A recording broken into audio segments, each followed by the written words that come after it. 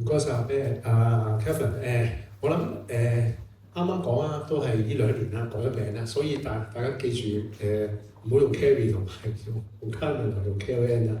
咁最近我都發現呢啲車轉晒 logo，咁所以同佢哋傾咧，我開始都要改名啦。不過就啱啱你見到KC 咧都好多發展啦，咁所以咧我坦白嚟講咧，就係將來公司其實有好多嘅 development 咧，其實你會見到應該係 apply 到落去呢啲場景嘅。咁今日都有唔同嘅 partner 喺度啦，咁其實都係會睇下將來點樣大家可以深化再行得遠啲嘅。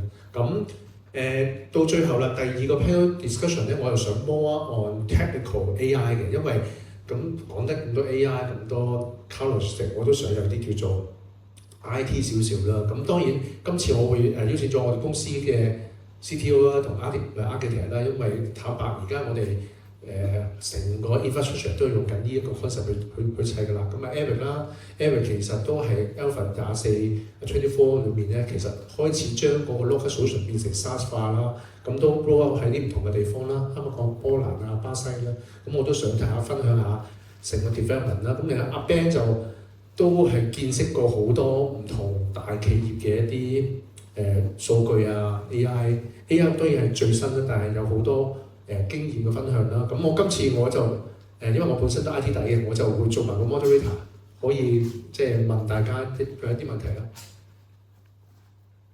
好首先邀請Cliff 啦，我哋公司嘅 CTO 啦。第2就邀請Eric 啦，係啦，咁就加埋Ben 啦。我中意企喺度。OK。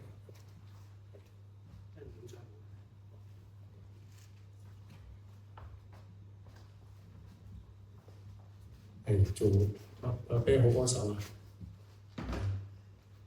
嚟啦，我又嚟啦，好，開始啦。我識個 Ben 嗰時咧，我俾小 background 啦。識個 Ben 嗰時咧，佢喺實惠做銷嘅，咁咧嗰時係都有好多家私啊啲日用品嘅。之後就轉咗華語結，就買嗰啲壽司嘅，即係飯團。之後就去咗 Seven，咁而家仲犀利啲，而家走出嚟係諗住咪有啲自己 development。咁所以咧，我覺得佢係一個好大嘅分享啦。咁我都介紹Cliff 先啦。咁Cliff 就係公司嘅 CTO 咧，同我一齊打拼咗冇30年，好似30年啦。咁呢個位都係可以俾你知道佢嘅一啲發展啦。咁 Eric 都係我另外一個 partner，Alpha 24嘅一個 founder 啦。咁都想我諗可以講啦。近呢幾年大家講緊 data 啦、AI 啦。咁我用就用得多，問問題問得多，但係從 technical 上面點樣應用咧？我諗對你嚟講，你唔會純粹問問題今晚食乜嘢啊，或者係咁，我都想了解多少少 AI 喺你哋做 development 嘅一啲背後嘅理念，或者你哋點應用啊？或者有啲分享就係話用咗 AI 之後咧，有咩好有咩唔好？咁我諗今日可以先講咗 AI 先，因為 AI 我諗好多人都好集中想了解喺個 development 嗰邊點去幫到手。其實喺做咁多年開發嘅時間裏邊啦，其實好多時都有人講話，其實IT 年年都變啊，成啲嘢都轉得好快。咁但係相對於以前嘅快同今日嘅快，我覺得係兩個規模層級嘅唔同，其實係快得好緊要嘅。可能係講緊幾個月就一個大嘅轉變。咁對於開發嚟講，其實係兩方面嘅。一方面就係我哋多咗好多工具，令到我哋嘅開發可以做得更加好。但係倒翻轉，其實我哋要追嘅嘢或者要學嘅嘢，亦都係更加多。咁所以我覺得喺成個AI 點樣去改變咁多位各行各業嘅層面嚟講，其實唔同層面都有唔同嘅 impact 啦。咁我哋自己就會係譬如好簡單，就係我哋可能就係以前係一個人要做唔到幾多嘢，要靠成個 team 去一齊去合作協作。要譬如 UX 又有個 expert， 跟住system 又有 expert， 好多人腳要夾埋先可以做到成個系統。但係今日咧好多 role 其實係可以經由一個 AI 嘅 agent 去協助你去達成呢樣嘢，所以其實更加可以將成個 team 嘅 structure，我覺得係變成一個micro team， 但係可以發揮到以前嗰個同樣嘅功效能力，或者甚至乎更加多啦。所以我覺得 AI 第一輪係即係喺今日嚟睇已經係可以好幫到喺IT 開發上面你一啲諗法點樣落地，或者落地之餘你想比以前做得更加好，做得更加細，其實 AI 係變成一個工具，可以令到你唔係投入更加多人去做成呢件事，而係借用呢啲工具去做得到嘅。咁啊 Eric 咧，Eric 對 AI，大家好，我係 Eric。2014年同阿 Sheldon 同阿 Christian 我哋成立咗Alfred。咁因為頭先我知阿 KK 好似對我哋都唔係咁了解，所以我補充少少就係咁我哋其實係應該係香港甚至係亞洲第一批做智能櫃嘅公司，都然後係仲申請緊嘅。咁咧我哋而家去咗係全球有大概18個國家啦。咁我哋係服務咗大概9個郵政公司啦，地區同埋國家郵政啦。咁周邊東南亞同埋香港澳門我哋都係主要係我哋提供呢個 software 或者 hardware 嘅 solution。咁針對呢個 AI 嘅問題咧，其實我好認同阿 Greg 嘅，因為我本身我自己都我喺公司嘅角色其實係兩部分嘅，一部分係管理成個 IT team， 第二個就係供應鏈嘅。咁咧我其實好認同就係真係可以減少個人才，因為好似有啲 UI/UX 以前係真係要請好多咁嘅開發去做，而家係直情係 AI 去幫你去編程，呢個係第一個。咁但係喺 Locker 呢個行業咧，我覺得另一方面一個好好嘅應用就係可以，因為好多人去攞件嗰陣時，去自提嗰陣時會有好多問題、好多投訴。咁其實以前係我哋真係要請好多 operator， 咁而家係唔使，直情係 AI 嘅智能體系可以回答正常嘅問題點樣令到你可以好快咁去用到我哋嘅系統啦，同埋你點樣去我哋反饋你個問題，又點樣去解決呢個問題啊？咁呢個我覺得係我哋呢個而家Locker 呢個行業做緊，我哋而家係做緊嘅。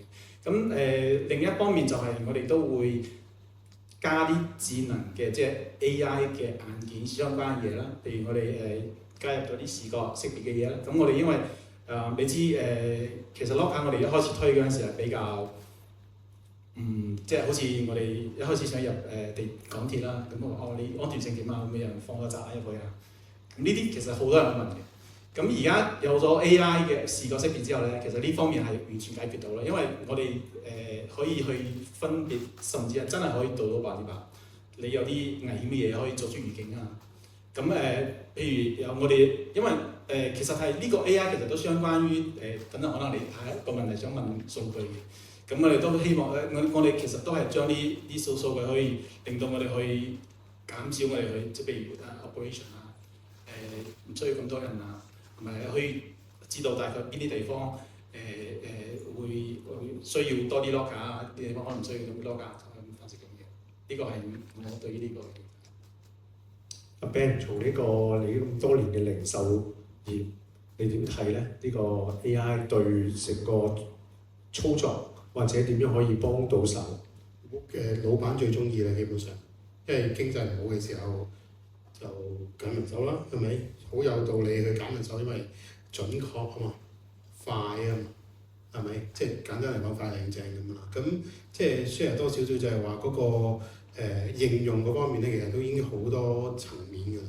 咁包括係即係可能簡單至偏間計成本、計 budget， 總之你拍啲天氣溫度落去咧，其實你有晒啲 data， 基本上可能係好快咁已經運算到你將來嗰個月你要做咩嘅 budget， 做咩嘅 target 嘅 sales。咁另外一啲嘅應用，譬如話可能我哋做零售店嘅時候，可能會做一啲我哋叫 planogram 啦 ，planogram， 即係話點樣去擺啲貨啊。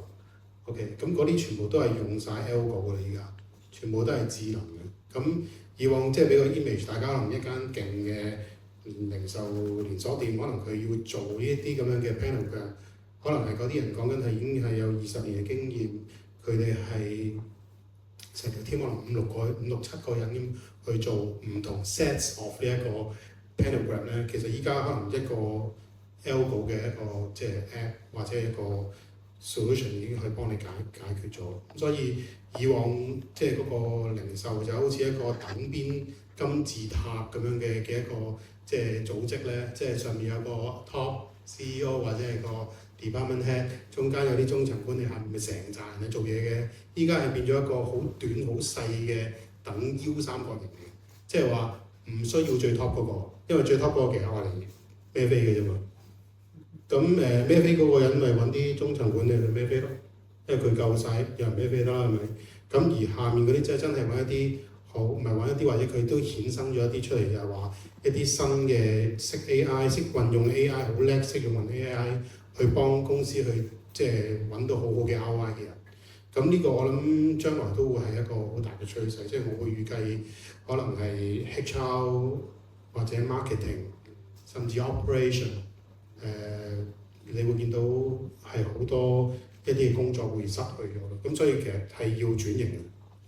呢個都係一個好問題啊！即係例如 AI，你見到將來會取代啲乜嘢咧？我反而想問下兩位啦，阿 Keith 同阿 Eric 啦，AI 你睇緊未來嗰2-3年個發展會點樣令到你即係將來嘅大計啦？即係你哋會不斷喺度諗緊嗰啲 structure 啊、個系統啊點樣落地？你覺得 AI 將來會應該係會應用到更多係邊一方面嘅場景咧？你啱啱都講話可能幫到 CS 啦，幫到啲 support 啦，幫到啲 engineer 啦。咁你點睇 AI 咧？即係嚟緊呢2年會不斷成熟，因為我成日都聽得閒又出咗個新 modules， 又新嘅 version， 每一次都話喂，今次又正好多，又正好多。咁我反而覺得，即係從我係一個 CEO 嚟講，我係即係我好單純嘅啫，成本效率提高嘅用啦。又唔需要加好多錢又用啦，咁我反而係從你哋 technical point of view， 你覺得 AI 嚟緊嘅發展係點樣更加會幫到手，令到你哋嗰個 product 更加完善咧？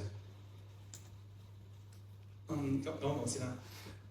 其實我哋個 IT team 轉 AI 其實有一個過程嘅，即係開始係覺得好似阿 K 咁講嘅，就係究竟點樣去切入咧？點樣去真係由傳統嘅開發方模式轉到去 AI 去做咧？我哋其實係真係俾咗好多功夫嘅，譬如請大廠嘅人啦，騰訊啊，佢哋請啲比較真係喺最前線嗰啲人翻嚟，咁慢慢就原來係你用啲咩工具，你自己個思維點樣去轉變。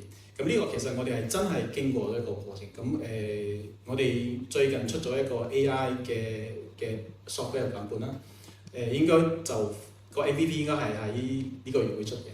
咁咧就係可以真係去令到我哋，因為其實我而家雖然我今日係代表 Alfred 嘅，但係其實我哋唔單止係物流嘅，即係 locker。因為我哋個 locker 其實係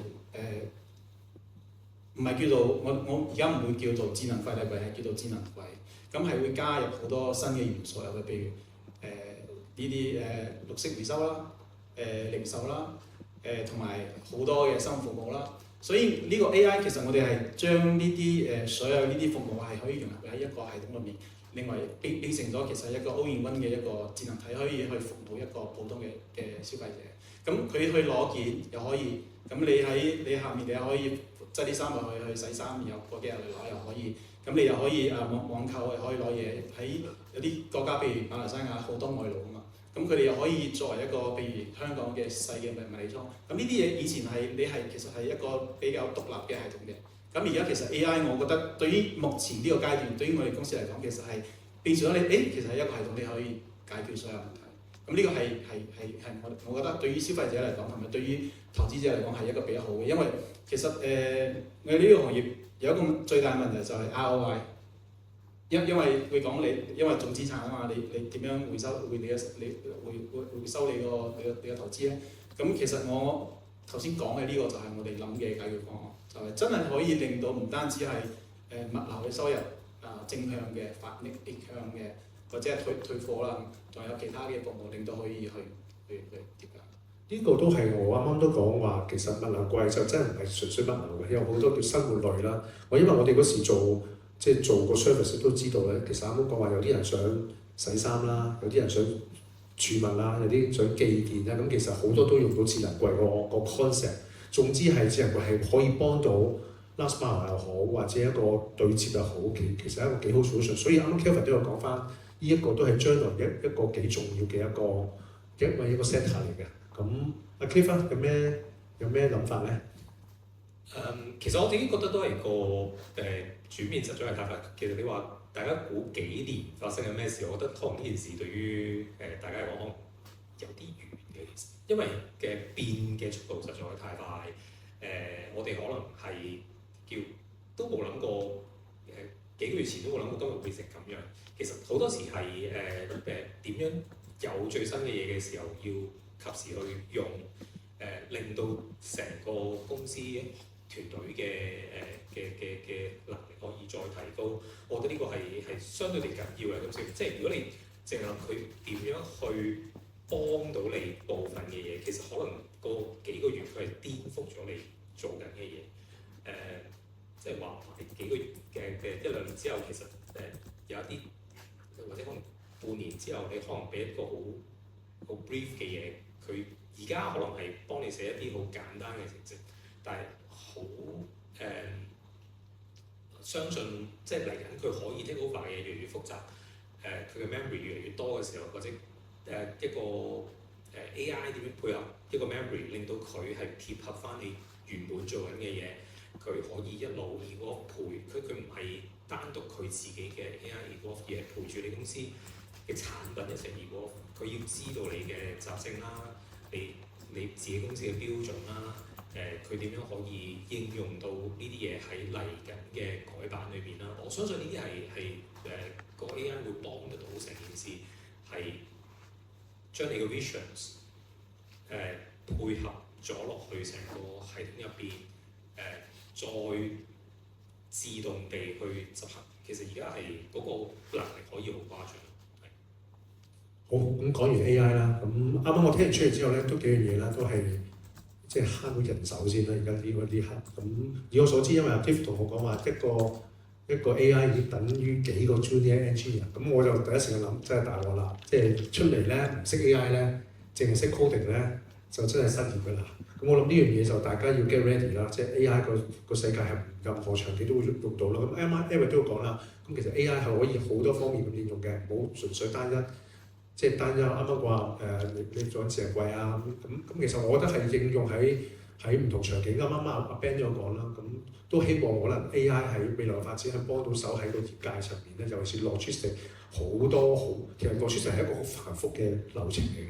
咁嘅 AI 用到，其實對我嚟講係即係毛利會提升啦。第二就效率啦。咁當然啱啱再下個 topic 就講 data 啦，因為 data 啱啱阿 Carl 講啦 ，data 係一個資產嚟嘅 ，AI 係一個應用，對我嚟講係應用啦。咁 data 係個資產嚟嘅，例如我一個月50萬單，一個月幾多個 user， 知道個 behavior， 知道個密度。或者知道佢哋嘅一啲啱啱講 log 下，佢哋知道佢哋使用率啊，IT 嘅方面知道個 routing 啊、tracking 啊，咁其實對你嚟講係即係點樣去處理咧？因為個 data 而家講緊唔係100單、200單，係講緊可能累積到去到1億嘅。而家我哋其實我 target 緊，咦？我哋咁多 data 接近都幾千萬至1億嘅喎。咁其實物流數據就係講緊有好多 end to end 啦，中間。有咩 behavior 啦？咁我想了解多少少，例如你 data 嗰邊係會點處理啦，或者你點應用咧？係啊，其實data 呢個喺我哋呢個行業都非常重要嘅。咁而家對於我諗到可以諗到嘅最大影響係幫我哋選址啦，即係我哋個 locker 放喺邊啦。因為其實我哋可以睇到成個 logistic 嘅即係物流嘅熱力分佈嘅。咁我哋一定會放喺嗰啲包裹量比較多嘅地方。咁呢個係其中一個點。第二個點就係、因為有好多包括不同嘅 size 啦，佢有令到我哋可以去設計我哋個 locker 係究竟係個分佈係點。係呢個第二點。咁第三咧就係、因為其實 data 唔單止頭先阿基講嘅，仲有好多其他 data， 譬如我哋個櫃嘅不同嘅傳感器啦，咁呢啲嘢係令到我哋可以去遠程去控制同埋去維護呢個 locker 係更加容易嘅。咁隨住呢啲 data 越嚟越多咧，咁其實我哋都有諗一個問題，就係究竟你點樣？因為你 log 卡越嚟越多 data 喺雲端，咁你點樣去處理到咁快咧？其實我哋都一直喺度諗呢個問題嘅。咁我哋都會做兩部分嘅處理，一部分就係放喺可能個 log 卡變成一個邊緣計算嘅一個節點啦。咁另外佢計算完之後，可能再同步到去雲端啦。呢個係我覺得係可以利用而家譬如 AWS 或者係我哋而家本身個 log 卡嗰啲連接去計算嘅一個點。今次到阿 Ben 先啦，講 data 營運。你啱啱講話都數據，你啱啱都講咗幾個 point 啊，又天氣又要擺位。咁其實啲數據對你嚟講係即係有冇啲實際嘅案例？因為你啱啱講話都講咗好多㗎啦，有冇啲實際案例係令到哇有數據之後咧，其實成個銷售係可以爭好遠，或者有啲哇個數據唔睇咧，原來好大件事嘅，影響緊你哋個收入嘅。咁有冇啲咁嘅分享？天氣温度咯，落唔落雨咯，咁樣對零售係非常重要。調翻轉，即係其實我反而覺得即係呢啲 data 咁，相信大家都知道對重要，但係佢有幾重要咯？我覺得係極之 critical 嘅。即係譬如話落雨，你會可能你做 F&B 個生意係唔同 sector 嘅鋪頭會有唔同嘅反應啦。即係落雨，你會諗到啲咩咧？即係其實喺啲commercial 嘅鋪頭生意會多2倍啦、3倍咁樣。咁平時街邊嗰啲唔冇人行，咁咪跌咗咯。咁即係呢啲咁嘅 data，如果能夠係一個好準確嘅 data，而令到佢哋喺後方嘅一啲嘅嘢可以做到啲 operation 嘅改變啦。譬如話我知道係聽日已經落黑雨㗎啦，已經。咁你個生產你會減少啦。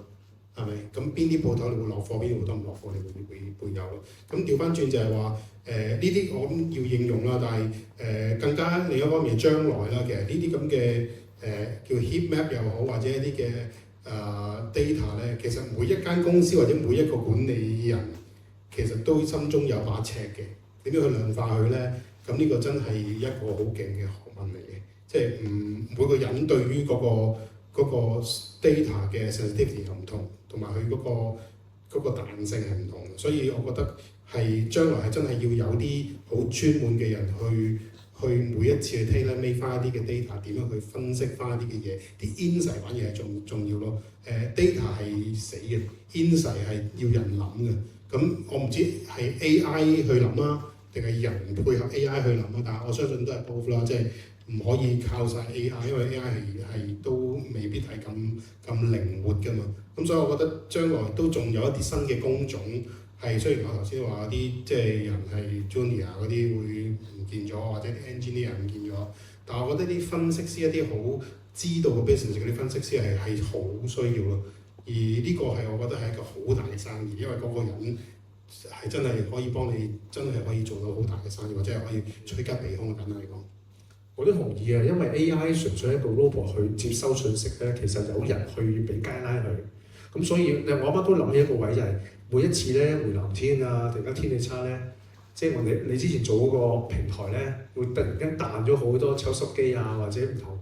或者有優惠啊，即時送咧，即係我對我嚟講就係呢樣嘢咪 learn data， 知道原來呢啲品牌或者呢啲咁嘅天氣其實話呢啲特別好嘅，未必係即係天氣好潮濕就出，既然有好多相對嘅產品咧，發現原來嗰陣時係即係天雨多嘅係特別好賣嘅，咁就佢哋嗰邊咧會針對性多啲做宣傳。我呢個咧我都有留意。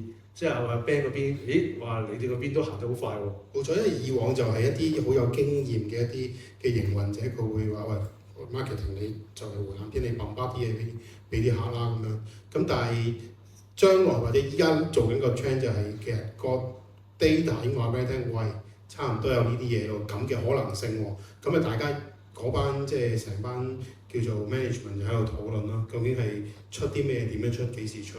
咁呢個我覺得係好重要咯，將來呢個位其實阿 Karen 走咗，離開咗啦。其實佢嗰邊咧都已經玩緊呢樣嘢啦，即係同我哋夾咧，喂 KK，你真係估唔到咧，年初一、年初二、年初三買呢啲嘢特別好嘅。喂，呢樣嘢，喂，揼啲數據出嚟，再做啲 promo，再 bundle 一啲新嘅嘢，因為佢哋而家做嘅位咧就係睇緊啲數據，去點樣做一個銷售。所以啱啱佢講話7個位嘅原因就係佢哋都開始用呢啲數據。咁當然啦，佢哋用數據就係用緊營運經驗啦，或者要揾啲第三方去做咯。咁當然將來希望有更多嘅 tools 啦，去幫到手做呢啲分析咯。尤其是呢啲咧用完之後咧係會不斷 learn 嘅。其實 data 又可不斷喺度累積緊不斷 learn 咯。咁Clifford 方面咧，因為你都即係都坦白都 run 咗咁多數據啦，即係包括Clifford 經驗之前就做過互聯網啦，即係 Sina.com 啦，又做過微博啦，又做過啱啱講話即係啱啱講嘅物流啦、物流嘅系統啦。咁其實你處理數據，你係會點樣睇咧？其實譬如我哋嚟緊都想做一啲叫做 last mile 嘅物流，其實係想做多啲我哋叫 local heroes 嘅一啲整合。其實好多細嘅供應商，其實佢喺某地區啦係強嘅咁樣。咁我哋點樣運用翻呢啲個平台？其實做咗出嚟嘅時候，最終點樣可以令到咁多個細嘅 local heroes 變成一個 regions 一個國家嘅一個叫強勁嘅 backup。其實我哋就攞晒佢所有嘅數據，可能其實係包裝翻成變成其實呢個地方，我哋就可以靠呢一堆人嘅運力去提供服務俾你。咁而 data 嗰方面亦都可以靠過往呢班人嘅一啲實際嘅表現，我哋去揀一啲最合適嘅players 俾佢。其實有陣時唔係最平係最好嘅，其實送得準時，個 quality 高，對於某啲 premium 嘅客好緊要。咁你點樣去揀嗰啲出嚟嘅時候，其實平台做到啲嘢嘅時候，就會變成係有好多個單獨嘅 local heroes 嘅 player 喺呢個平台度，而係我哋會因應你嘅需求去揀一個最啱你嘅需求。有啲人想平嘅，有啲人想好嘅，咁點樣喺中間取平衡咧？其實喺有數據嘅情況之下就可以做到呢啲嘢咯。咁同埋我想分享多樣嘢就係其實以前可能我哋需要好多有 experience 嘅人去幫你 make 啲 decisions， 但係其實喺 AI 今時今日個世界，其實我哋係話俾佢聽，我想 AI 你帶呢個任務，你點樣去思考呢個問題？你俾啲建議我啦。其實大家可以即係咁樣去用個 AI 去幫你去做一啲決策。可能今日係佢俾一個似一個有經驗嘅同事同你做 brainstorm， 佢可以好多方面去思考，佢喺唔同角色嘅時候，佢可以應該要考慮到啲乜嘢，咁你就可以首先做一個綜合嘅考慮，去再決定呢嘢點做。但係我覺得慢慢嚟緊嘅時候，你由用 AI 跟住係 AI 點樣同你一齊去完成一個工作，到慢慢可能就係 AI 點樣去獨自完成佢自己完成呢啲工作咯，慢慢會咁。呢個位坦白就我都 looking forward， 即係 AI 個方面嚟幫到公司將來發展咧，加埋數據咧，因為數據都唔係話靠即係從投資界嚟睇嘅，係對我哋嚟講，數據衍生到去幫到生意啦，或者有多客戶係即係啱啱講個位就係擺碌卡嘅位置，其實好多人係唔知道，喂，我真係要開間鋪頭，我究竟喺邊度開咧，或者邊度鋪頭大細啊，或者做邊一類型嘅 product 咧，咁其實有啲就係講緊數據。加埋 AI 去幫佢做一個演變成一個，哇！我真係買咖啡，我就真係去呢間鋪頭啦。呢個位其實密度好多人就 last mile 做得比較差嘅，加咗 locker 之後咧，其實嗰邊個使用率會比較高嘅。咁其實有好多位我都覺得，即係將來嘅應用越多咯。咁都差唔多啦。咁睇下大家有冇啲關於你哋公司未來嘅發展啦。咁我覺得都可以講講啦。咁阿 Ben 就睇緊未來嘅零售個市場啦，或者你自己有乜嘢諗法啊？咁可以大家去分享下。你即係個總結就係我諗最主要就係點樣去頭先講，譬如話放 locker 咁樣，即係我哋成日都會有啲 heat map 嘅情況，就邊啲地方咁。以前我記得同阿 KK 去做即係 partner 嘅時候，就話喂，原來咧喺疫情嘅時候，邊啲地方係最多人叫外賣咧？原來係油塘咁樣先啦，當好。咁啊好記得佢呢個例子咁。油塘咁個背後係咩先？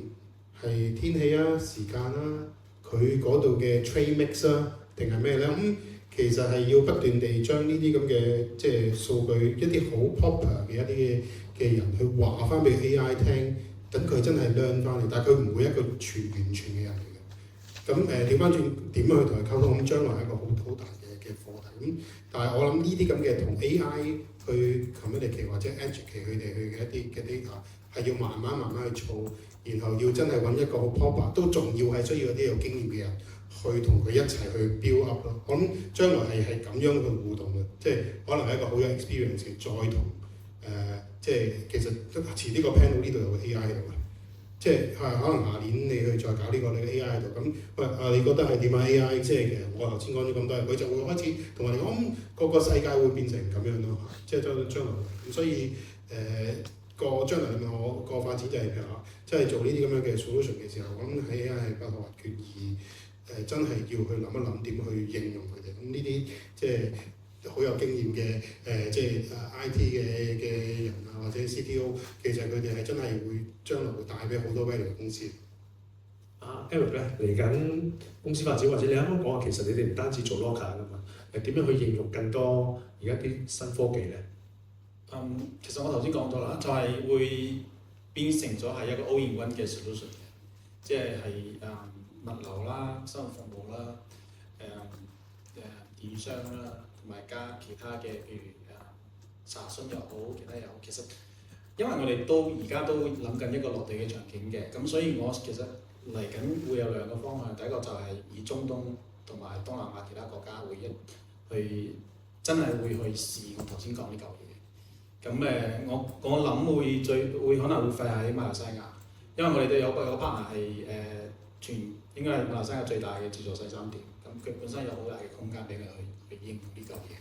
咁第二個就係喺產品方面咧，咁我哋其實係即係呢個解決方案可能係我哋提出嚟，但係我哋唔會話我自己一個人去玩，可能會拉埋好多嘅 partner， 譬如你可能交通回收咁咪揾一個 partner 一齊去玩咯。譬如好似last mile 嘅 delivery 可能係你哋啦，即係一個我希望係一個叫做抱團取暖咯，即係喺一個經濟環境唔好嘅情況下，咁又可以令到呢嚿嘢可以自己有更多嘅即係提升嗰個 ROI， 即係你唔好話投資一嚿嘢可能幾多年先回本，咁我大家都可以喺呢嚿嘢上面去有盈利，呢個係我嘅最近嘅一個目標。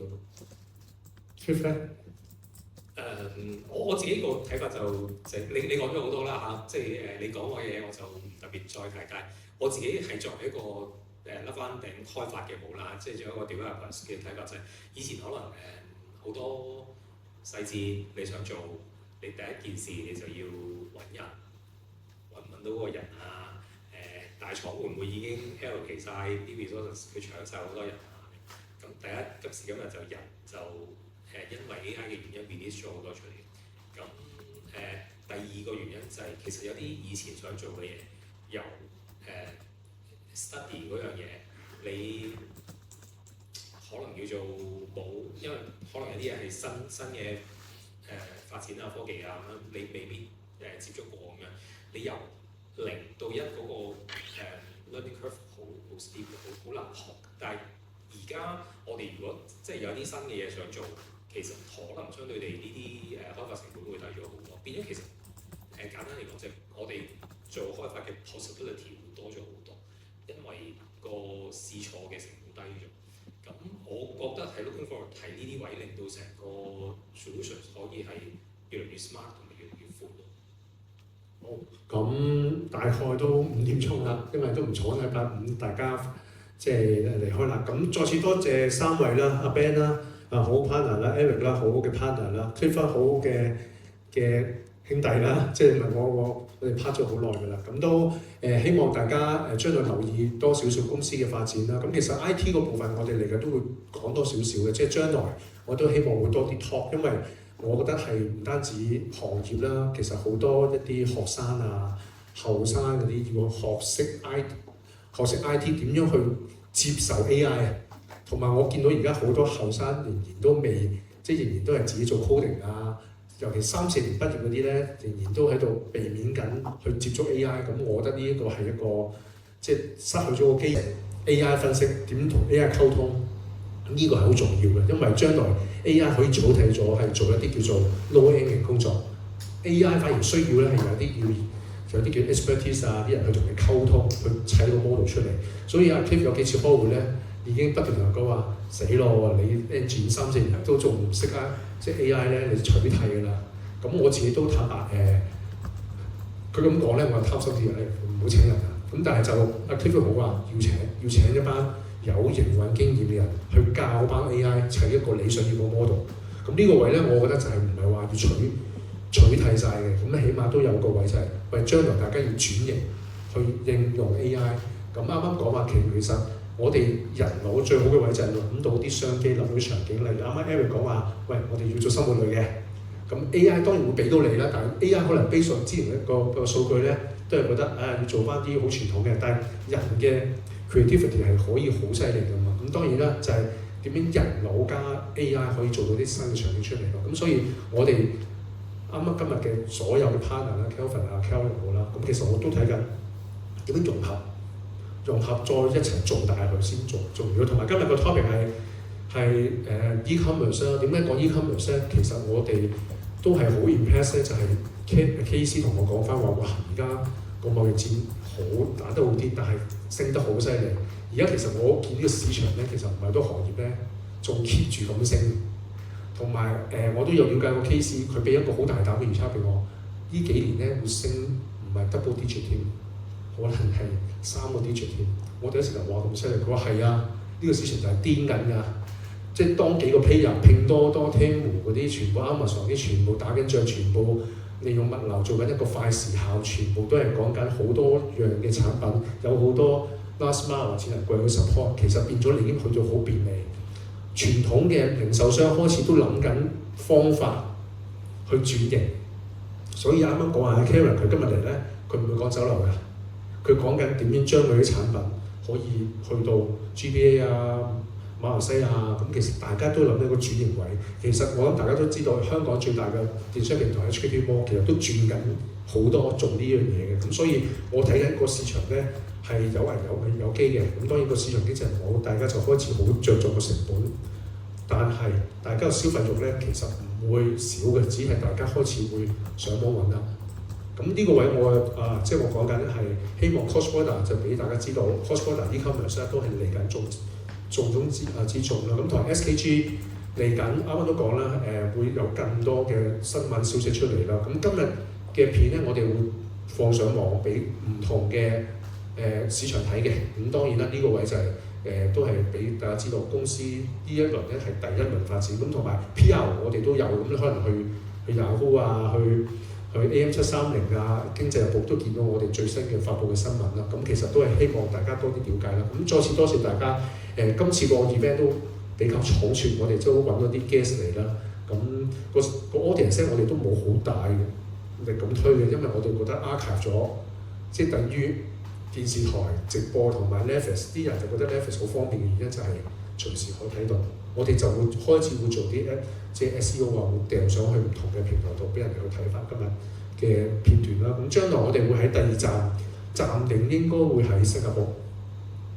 第3站越南啦，咁我哋都係可能會環繞翻佢哋個市場嘅變化，因為越南柬埔寨、新加坡開始變化緊啦，好多人呢啲倉咧或者嗰啲生產線咧 move 去柬埔寨啊、越南，因為開始有個 trade war 咧，就變咗好多唔敢放喺大陸度，咁所以咧我諗呢個位又另外一樣嘢去分析啦。咁所以呢個位大家俾知道係大家我今日講嘅 topic 咧，就唔係真係講緊香港嘅，希望俾大家知道點樣 globalization 啦，點樣可以即係迎合翻個市場啦。再次多謝大家今日多謝各位啦。咁有幾個 guest 佢都百忙之下都抽身啦，Carl 啊、Kelvin 啊、Karen 啦，咁我轉頭都要再多謝翻佢哋啦。咁 Alfred 啦，好好嘅 partner 啦。咁今日就阿 Sheldon 嚟到啦，Christian 嚟到啦，咁都將來我諗好多都有合作機會啦。咁再次唔該晒大家啦，係啦。咁希望多啲留意公司嘅動向啦。唔該晒，唔該晒。仲有啲點心啊、茶點嘅，咁可以一邊行一邊即係一邊走得，或者你話想同我哋傾多幾句，我哋都未走住嘅。好，唔該。